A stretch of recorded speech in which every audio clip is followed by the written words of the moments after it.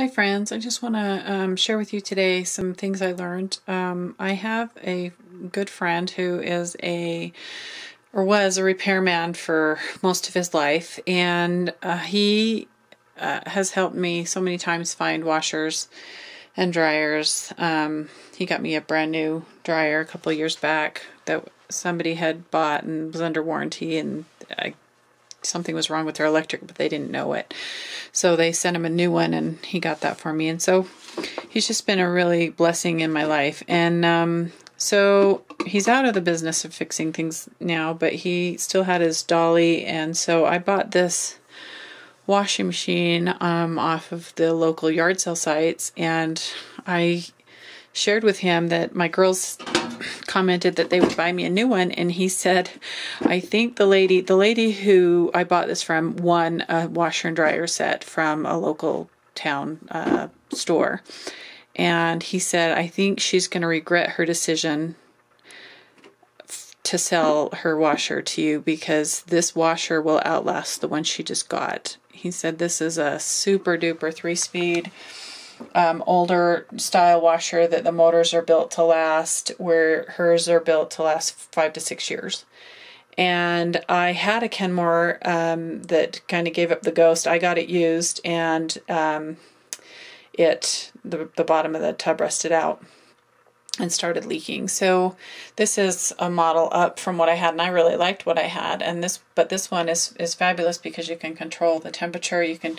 The water gauge isn't just a click one. You can determine which you want. He said I got the deal of the century for this. I paid $75 for this washer, and he said this washer will probably outlast anything new that I could have purchased. And so that was really made me happy. But there were some things he shared with me that I wanted to share with you.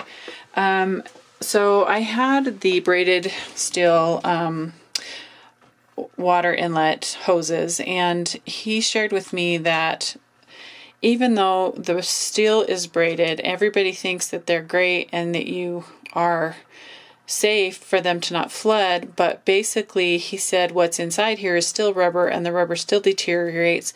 So every time you put a new washer in, you need to put new cables in, and every 5 years or so you should put new cables on. Now I have met people who have burst and have flooded their basement, and he said that the rubber ones, sometimes he'll look behind and they're bulging. There's a kind of like a balloon will pop out in certain areas, and if you just bump them, they'll burst and water will go everywhere. So he said every 5 years, make sure you change out your cables. He said the steel ones hold it in a little bit more from ballooning, but they still rupture because they are lined with rubber. So you can get, I got the two for $20 at Home Depot. I don't know that that's any better or worse than I probably could have gotten them cheaper online, but it was a kind of a last minute thing. It just burst this weekend when the washing machine broke this weekend. So I could have put the old ones on and then ordered new ones from online. I'm sure I could have gotten them cheaper, but just because it was a last minute thing and we needed to have the washing machine, I didn't want to wait. I went ahead and bought them at Home Depot.